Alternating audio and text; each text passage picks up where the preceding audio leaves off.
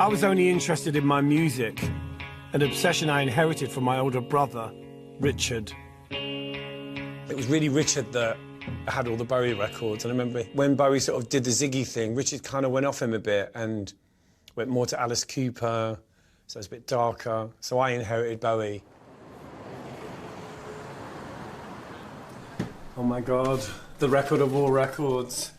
He swallowed his pride and puckered his lips, showed me the leather belt round his hips. I fancied him a little bit, this period. It's quite cute. In the corner of the morning in the past. When my brother Richard gave me Bowie's album, The Man Who Sold the World, I literally wore it out. Oh my God. Bowie was unique because he was so contradictory in every way.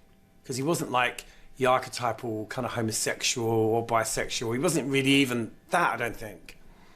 I don't know what he was. But for me, yeah, he was everything. Absolutely everything.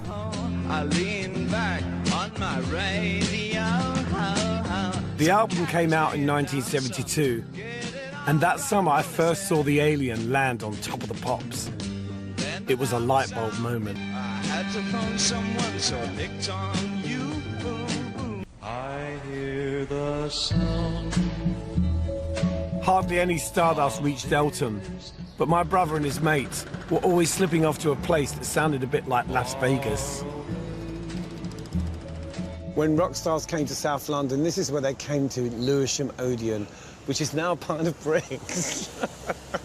Why did they knock it down? Awful, sacrilege. I came to see Rod Stewart and the Faces here. I came to see David Essex, Blackfoot Sue, Chuck Berry. I mean, I was always here. And if I wasn't at a gig, I'd be at the back of the stage, hovering in the hope that I would see someone famous.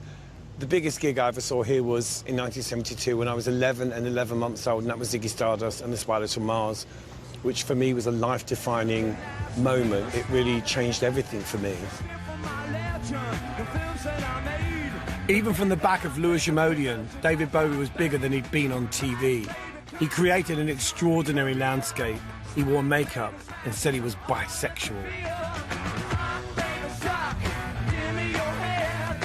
He wasn't ordinary, he was all-powerful, a superhero. I knew Ziggy Stardust was a character and David Bowie was the performer. The clothes and the makeup gave him an edge, but when he took them off, he was just a boy from South London like me. Turned out we lived on the same bus route. My older brother Richard sent me to the chemist to develop some Kodak film. And I think I was allowed to get some sweets with some of the change. So I'd gone off to the local shops in Middle Park with this film. And I got to the chemist and I was standing outside and I was chatting to some friends and I remember it was a really hot day and it was about 11 in the morning. And as I was talking to these friends of mine, I turned around and there was a bus and it said Beckenham. And I was like, a bus from Elton goes to Beckenham, and I just jumped on it. Yeah. All the fans knew that David Bowie lived in Beckenham. My friends Joe and Danny have come with me to tread the holy ground. Everyone knew that inside, David and Angie lolled about in velvet jumpsuits, eating space food and getting visits from Lou Reed. I'm sure it was there. I know it was on this main road. I think this is it. This is where it was. So this would have been the back garden. Wow. This area. The house was kind of like an Edwardian mansion block. He had a flat in it. You could see washing all the night. So we were sort of contemplating getting over and maybe nicking some clothes. I don't know, like maybe there's Bowie's pants or something. And we were sitting outside most of the day. And at some point in the afternoon, Angie opened one of the windows and was like, why don't you all just fuck off? And we were like, oh my God. You know, it's like acknowledgement. You know, I mean, it was the highlight of our year.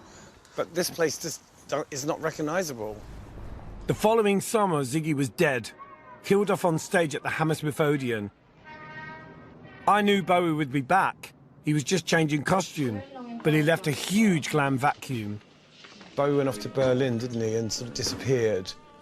And there'd be little snippets of things in the press, and you'd see articles, and there would be pictures. When he came back in 1976, I was at Victoria with all the other fans. You know, he's wearing sort of, it was kind of like a Hollywood sort of collared shirt. Yes, he looked pretty conservative compared to Ziggy, but then he did Boys Keep Swinging, where he's in drag. It always felt like Bo was one step ahead of everyone. Even at the time, I knew he was at the cutting edge of the 70s gender debate. But it wasn't going on in our family. My uncles and aunts, the men just did what they wanted. And the women kind of cleaned up the mess, basically. That was the 70s. Bowie knew that alpha males were an endangered species. The new women's livers wanted to be heard. They had outrageous demands. Equal pay, equal rights, an appeal they'd been promised in the 60s. I don't think I used the term women's lib, but I was always saying to my mum, why do you let Dad talk to you like that? Why do you let him treat you like that? Men treat women really badly and women put up with it. That's what I remember from being a kid.